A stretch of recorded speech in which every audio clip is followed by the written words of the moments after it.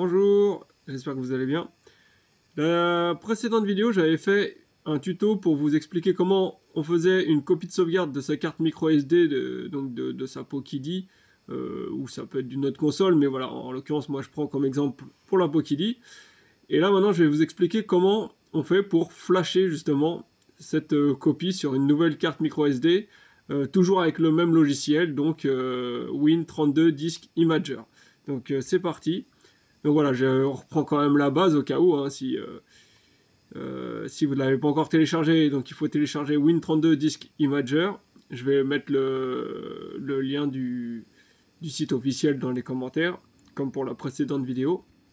Donc vous l'ouvrez, et là vous allez arriver sur cette page-là. Donc dans périphérique, là il va falloir sélectionner la lettre qui correspond à la carte micro SD que vous souhaitez flasher. Donc attention, hein, si vous la carte micro SD que vous allez flasher, toutes les données qu'il y aura dessus seront effacées et remplacées par l'image que vous allez mettre. Hein. Donc voilà, et sur ça il faut faire attention à bien prendre une carte micro SD qui est vierge, ou en tout cas qu'il n'y a aucune donnée qui est importante dessus. Et autre chose à savoir, c'est bien sûr il faut que la carte micro SD fasse au moins la taille de l'image. Hein. Donc si c'était une image de 64 gigabits, il faut bien sûr que la carte micro SD fasse au moins 64 gigabits.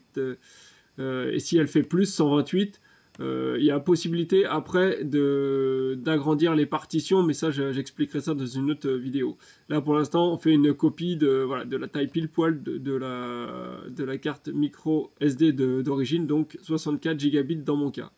Donc on choisit une carte micro SD de la même capacité, donc 64 gigabits dans mon cas, et voilà, et qui est bien vierge, ou en tout cas qui contient rien d'important pour vous. Et ensuite on clique sur le dossier ici pour aller chercher l'emplacement où se trouve l'image à flasher. Donc ensuite, une fois qu'on clique là-dessus, on arrive donc sur la sélection du fichier. Alors moi dans mon cas, quand je me suis rendu dans le dossier où il y avait mon image, et ben on la voyait pas, vous voyez, ça fait comme ça. Pourtant elle avait été créée par Win32 Disk Imager. Donc du coup j'ai dû cliquer là-dessus, hop, et voilà, et choisir ce symbole là, c'est un point entre deux étoiles. Et là j'ai bien, voilà, cette fois ma copie est apparue. Donc on double-clique dessus, voilà, où on clique et on appuie sur ouvrir. Et voilà, on va se retrouver à nouveau sur cette page-là. Donc, alors là, moi j'ai changé la lettre, hein, parce que c'était sur la lettre E, ma micro SD. Donc on vérifie bien que la lettre correspond bien à la micro SD, hein, parce que si on se trompe, qu'on choisit un disque dur, un autre disque dur ou quoi que ce soit, ça, voilà, vous risquez de tout perdre. Donc faites bien attention à choisir la lettre qui correspond bien à la micro SD que vous souhaitez flasher. Vérifiez que l'image, voilà, c'est bien le cheminement qui mène à votre image ici. Et si c'est tout bon, vous cliquez sur écrire ici. J'aurais dû mettre une flèche qui pointe là, mais voilà, cette fois il faut cliquer sur écrire. Donc tac, celui-ci. Une fois que vous avez appuyé sur écrire, voilà, vous allez avoir un message d'avertissement. Écrire sur un périphérique physique peut le corrompre. Êtes-vous sûr de vouloir continuer? Donc là, voilà, encore un avertissement, là, comme je vous en ai déjà fait plusieurs. Voilà, comme quoi toutes les données vont être effacées.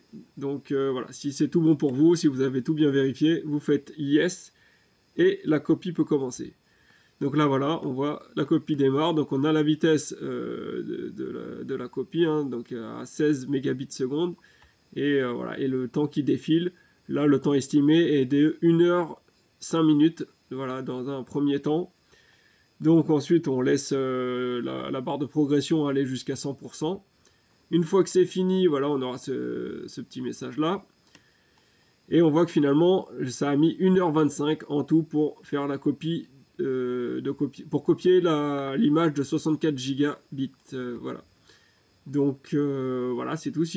Donc une fois que c'est fait, on fait OK, puis fermer. Là voilà, c'est terminé pour Win32 Disk Imager. Là ensuite, on va dans nos périphériques et lecteurs, hein, quand on va sur ce PC, sur Windows. Et donc là, on voit, moi dans mon cas, on voit une des partitions de la micro SD, donc la partition boot, mais on voit pas la partition ROM, parce que là c'est une copie de... C'est une image de rétro OS, donc moi la partition ROM s'appelle ROM, hein, tout simplement comme ça. Et là je ne l'ai pas trouvé. Donc si vous la trouvez pas, ce qu'il faut faire c'est aller dans le gestionnaire des disques de Windows. Donc hop, c'est parti. Là voilà, on va dire sur le gestionnaire de disques. Alors gestionnaire de disques, hein, comme j'ai indiqué là ici, pour, si vous ne savez pas comment y accéder, il faut faire clic droit sur le menu démarrer, hein, qui est tout en bas à gauche sur Windows. Vous faites donc clic droit, et là dans le menu qui va se dérouler, vous cliquez sur gestion des disques. Voilà, et là on voit gestion des disques. Vous obtenez cette page-là. Là, vous cherchez le disque qui correspond à votre carte micro SD. Donc là, on voit qu'il y a la partition ROM, donc moi c'est celle-ci que je recherche. Donc on clique droit sur la partition ici, et là vous allez voir, ça va être, je ne sais plus comment exactement l'intituler, mais bref, il y aura grosso modo, il y aura quelque chose qui va expliquer, enfin où ça va être indiqué attribuer une lettre, quelque chose comme ça. Voilà, vous cliquez droit et voilà, et vous cliquez sur attribuer une lettre ou ce qui y ressemble le plus. Et vous verrez, après vous suivez le cheminement, il va vous donner la lettre, où vous pourrez choisir la lettre que vous voulez pour cette partition-là. Voilà, une fois que c'est fait, et ben voilà, moi dans mon cas, j'ai la partition ROM qui est apparue.